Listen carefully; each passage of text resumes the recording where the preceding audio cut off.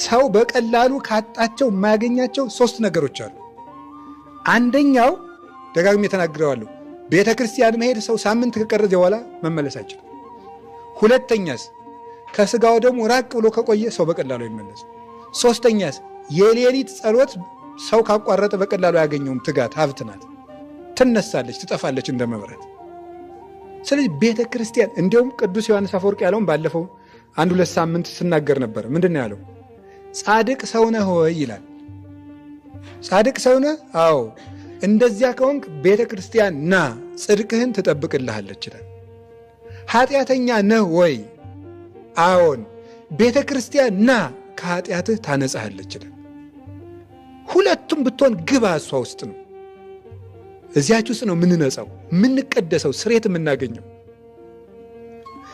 ቤተ ክርስቲያን ውስጥ ደክሞ የሄደ ሰው ኃይል ይዞ ይመለሳል።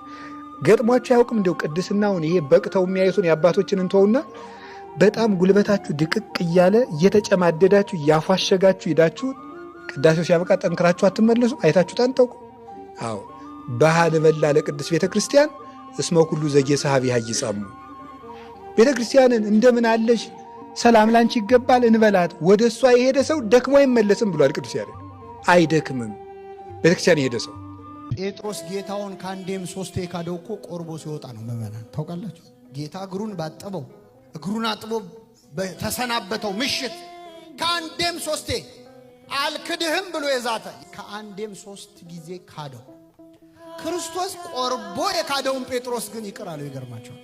በምን አወቅን? ከሞት ሲነሳ ክርስቶስ ምን አለ? ሂዱና ለደቀ መዛሙርቴ ለጴጥሮስም ጌታ ተነስቷል ብላችሁ ንገሩልኝ አለ። ለማ? ለጴጥሮስ። በሞቱ የካደውን ጴጥሮስ በትንሣኤው ጠራው። ይቅር ብያለሁ ሲለው እኮ ነው። አያችሁ? ሲያገኘውስ ምን አረገው? የሚቆጠቁጥ ቃል ከክርስቶስ አፍ አልወጣ።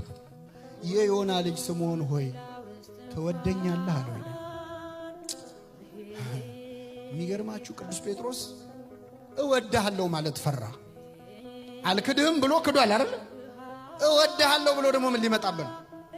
ጌታ ሆይ እንደምወድህ አንተ ታውቃለህ አለ። በቃ ለካ ክርስቶስ ታሪኩን ድጋሚ እየጻፈለት። እግዚአብሔር ለሁላችን ታሪካችንን ድጋሚ የመጻፍ ዕድል ይሰጠናል እኮ ታውቃላችሁ። ሥጋውን ደሙን ተቀብለን ብንበድለውም ደግሞ ይምረናል አይምረንም?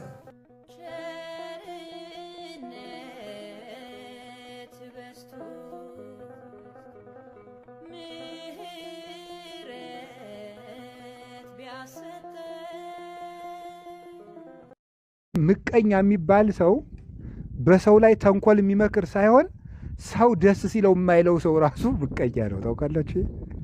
ሰው ደስ ሲለው አብሮ ደስ ካላላችሁ ምቀኛ ናችሁ ማለት ነው። እውነቴን ነው ነግራችሁ። ቅዱስ ጳውሎስ ከሚያዝን ጋር እዘኑ፣ ደስ ከሚለው ጋር ምን ይበላችኋል? ደስ ይበላችኋል። አሁን ጌታችን ኢየሱስ ክርስቶስ ሰው ደስ ሲለው ደስ ይለዋል። ይገርማል። ሲያለቅሱ ደግሞ አብሮ ልቅሶ ይሄዳል። ደግሞ ካላዛር እህቶች ጋር አብሮ ደግሞ ልቅሶኛ ብሎ ያለቅሳል። ደስ ሲላቸው ደግሞ ሰርጉ አብሮ ደስ ይለዋል። የሰውን ሐዘን ያከብራል፣ የሰውን ደስታ ያከብራል። ሰው ማለት ለሰው ደስታ ትርጉም የሚሰጥ ነው። አሁን አንድ ሰው ለምሳሌ ይገርማል እኮ ያ ችግር ተፈታልኝ ሲል አረ እና ብሎ ሌላ ወሬ መቀጠል፣ ይሄ ምቀኝነት ይባላል ማለት ነው። እንዴ በደንብ ደስታውን አብረ ማዳነቅ አለብህ። የሰውን ደስታ ማጣጣል ትክክል አይደለም። እንደዚህ እኮ ሆንኩኝ ሲል ሰው በጣም ይገርማል ብሎ ደስታውን ማዳነቅ ይገባል። ጌታ የእኛን ደስታ ለራሱ አድርጎ አሁን የእኛ ደስታ ለሱ ምን ያደርግለታል? የእኛን ደስታ ለራሱ እስመ ከመዝ ተድላነናል። ደስታችን የሚወድ አባት ነው ያለን። እውነቴን ነው የምነግራችሁ። ስናዝን የማይወድ እንዲከፋን የማይፈልግ እውነት እኮ ነው የምነግራችሁ። ደስ እንዲለን የሚፈልግ ነው። ፍስሐ ኩሉ ዓለም ኢየሱስ ክርስቶስ። የዓለም ሁሉ ተድላ ደስታ ነው እሱ። ማንም ሰው እንዲከፋበት አይፈልግም። አሁን እዚህ ሁላችን ካካካካካ እያልን እየሳቅን አንድ ሰው ግን ከፍቶ ተቁጥቋጦ ስር ቢቀመጥ አይወድም ጌታ። የማንንም ሐዘን አይፈልግም። ሁላችን ደስ እንዲለን ነው የሚፈልግ። የእኛን ደስታ አድርጎ ደስታ ሊሰጠን ነው የተጠመቀው። ደስታ ደግሞ ማን ነው? መንፈስ ቅዱስ ነው። መንፈስ ቅዱስ ወረደ፣ ደስታን ሰጠ። ጌታ የተጠመቀበት አንዱ ዋናው ምክንያት መንፈስ ቅዱስን ለእኔ አካላዊነቴን ሊመሰክር ቃሉ መሆኔን ሊመሰክር የአብን ምስክርነት ለማጽናት ነው የወረደ። ለእናንተ ግን በጸጋ ለስጦታ ይወርድላችኋል፣ ደስ ይላችኋል ማለት ወይደልወነ ከመ ንፈጽም ኩሎ ጽድቀ በማኅፀን የጀመርኩትን ቸርነት ልፈጽሞ ይገባኛል። ጌታ ድነት የጀመረልን በእመቤታችን በቅድስት ድንግል ማርያም ማኅፀን ነው። በእሷ ማኅፀን የጀመርኩትን ሥራ በጥምቀት እፈጽመዋለሁ ተወኝ